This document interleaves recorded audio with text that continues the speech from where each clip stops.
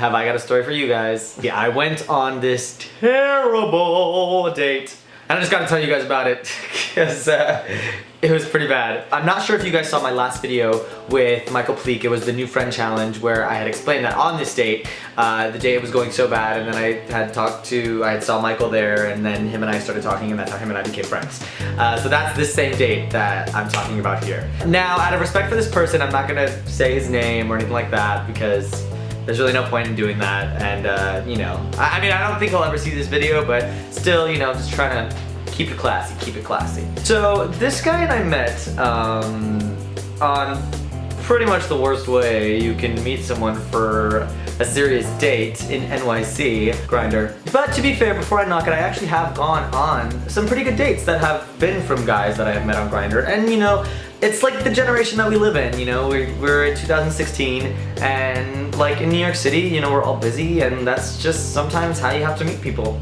So we were sending pictures back and forth, and you know, he seemed really handsome, very handsome guy, you know, very in shape, and he seemed like a total gentleman when we were talking, and so everything was going great. And so I said, hey, would you like to maybe meet up for a drink tonight? And he said, sure, why not? So I thought, perfect, it's gonna be great. So we decided on going to Macquarie Park, which is one of my like regular bars that I go to in Williamsburg. So I said, you know, let's meet there at 9 o'clock. And we'll just like talk and we'll chill and you know, we'll see how it goes. So you know, I went and I, you know, took a shower, got dressed, ate a little something, and then I left and I went to Macquarie Park. So I get to the bar, it's around like 8:40, 8:45. You know, I'm a little early like I usually am. I'm almost always early to everything. So I like just went to the bar, got myself a drink, just a little vodka cranberry to start. At about 8:50, 8:55, he texts me and he says, hey, running slightly late, you know, but I'll be there. So I'm kind of used to like having to sit around and wait for people, so I'm pretty good at like occupying myself. So he finally gets there, and the good news is that, you know, he looks exactly like his pictures. He looks just as handsome, you know, very in shape, really good. He looked really, really good. So I was definitely happy about that, because it's always quite awkward when you're meeting someone for a date and you've only seen pictures of them online, and then then you see them in person and they don't look anything like what they look like in their photos. It's quite an awkward situation, which we've probably all gone through. So I'm glad that wasn't gonna be one of those types of dates. So that was good. So he sits down and you know, we start making small talk. Oh, hey, how was your trip here? You know, it wasn't too bad. We didn't have too much. We weren't struggling too much to find things to talk about. I did kind of feel like I had to drive the conversation a little bit, but it was a good enough time to where it was pretty chill. And then eventually we finished our drinks and we were just kind of bored, so he says, hey, would you like to go to Metropolitan? Metropolitan is a bar that it's another gay bar that it's literally like right down the block. I didn't really see the date going anywhere, but at the same time I thought, well, I don't really have anything else to do tonight. You know, if I'm not here, then I'm just gonna go home. So we go to Metropolitan.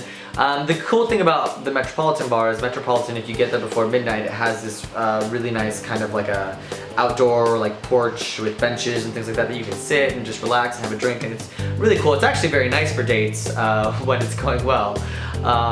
So that was great. So we went to Metropolitan and we both got a drink and went to the porch and started talking. Not only were we kind of struggling to find things to talk about, but he wasn't really paying attention to me. I was sitting on one side of the bench, he was sitting on the other side of the bench, but he was on his phone, and then I hear,